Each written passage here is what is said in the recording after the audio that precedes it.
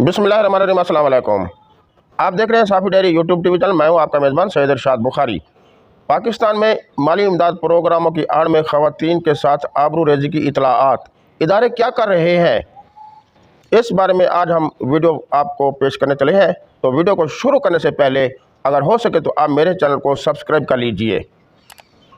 20वीं सदी ईस्वी में पाकिस्तान में ख़वातीन के लिए कोई माली इमदाद के प्रोग्राम और स्कीमें नहीं हुआ करती थीं। इसके बावजूद भी लोग पुरअमन रहा करते थे और पुरसुकून थे। उस वक्त कोई हाय हाय का मकाम नहीं हुआ करता था। 21वीं सदी के आगाज़ में ही उस वक्त के हुक्मरान जनाब जनरल परवेज़ मुशर्रफ साहब ने पाकिस्तान बैतुल माल के फोरम पर ग़िज़ाई इमदाद प्रोग्राम की एक स्कीम बनाई थी, जिसके मुताबिक नादार ख़वातीन को साल में एक बार 1000 की माली इमदाद मिला करती थी और ये माली इमदाद डाकखानों से मिला करती थी। डाकखानों में एक माह तक बेइंतहा रश रहा करता था। तेल धरने की जगह भी नहीं हुआ करती थी। आवारागर्द लोग वहाँ आकर ख़वातीन के साथ छेड़खानी किया करते थे और उनकी आबरू रेज़ी की इतलात भी मिला करती थी। ये इमदाद बाद में 3000 रुपये सालाना कर दी गई थी। 2008 में पाकिस्तान पीपल्स पार्टी ने आकर इस ग़िज़ाई इमदाद प्रोग्राम को बंद कर दिया था और बेनज़ीर इनकम सपोर्ट प्रोग्राम मुतारिफ़ कराया था। इसके मुताबिक ख़वातीन को 3000 रुपये माहाना बल्कि 3 माह बाद 3000 रुपये इमदाद मिला करती थी, जिसमें वो डाकिया उनके घरों में जाकर मनी आर्डर की सूरत में ये इमदाद पहुँचाया करते थे।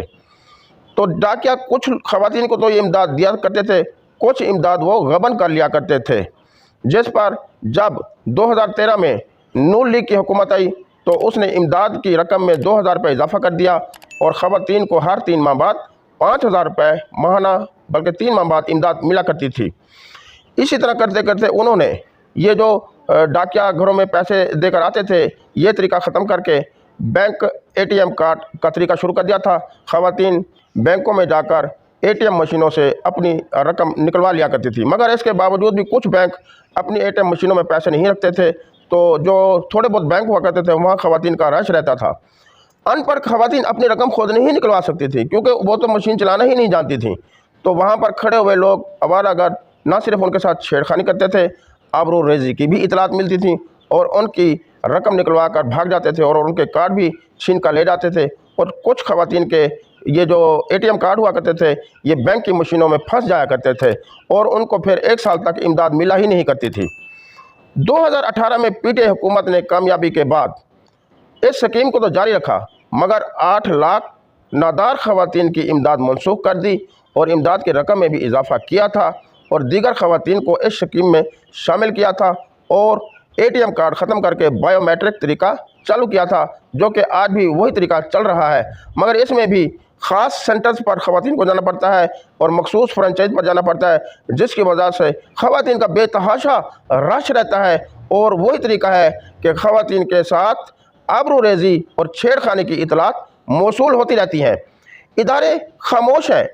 हुकूमत के खुफिया इदारे भी इसकी कोई रिपोर्ट नहीं करते, जो कि ख़वातीन के साथ सख्त ज़्यादती है और नाइंसाफ़ी है। एक इमदाद के चक्कर में उनको अपनी आबरू रेज़ी कराना पड़ती है। वो रश की वजह से मजबूर होकर इस गलत काम पर मजबूर रहती है और उनके साथ बेरहमी अख्तियार की जा रही है। गैरतमंद लोगों की फरमाइश पर आज मैं ये वीडियो बना रहा हूँ। व्यूअर्स, हुकूमत को चाहिए कि वो रकम की तकसीम का तरीका तब्दील करे, कोई ऐसा तरीका अख्तियार करे कि ख़वातीन को आबरू रेज़ी और छेड़खानी जैसे कामों से फुर्सत मिले और उन्हें निजात मिले। इसके लिए ये है कि ख़वातीन को उनके मोबाइल अकाउंट्स में रकम भिजवाई जाए, ताकि वो जब चाहें जिस फ्रेंचाइज से चाहें अपनी रकम जाकर वसूल कर सकें। अगर हुकूमत को ये तरीका भी पसंद नहीं है तो फिर हुकूमत को चाहिए कि इन ख़वातीन को बैंकों में अकाउंट ओपन करवाएं और उनके बैंक अकाउंट्स में ये रकम मुंतकिल करते रहें, ताकि औरतों को ये पता चल सके कि उनकी रकम अब कहीं नहीं जाती। जब भी रश ख़त्म हुआ करेंगे, औरतें अपनी रकम जाकर ले आया करेंगी। उम्मीद है कि आपको मेरी ये वीडियो पसंद आई होगी। वीडियो को लाइक करें, ज़्यादा से ज़्यादा इसलिए भी शेयर करें कि ये पैगाम हुकूमत तक पहुँच सके।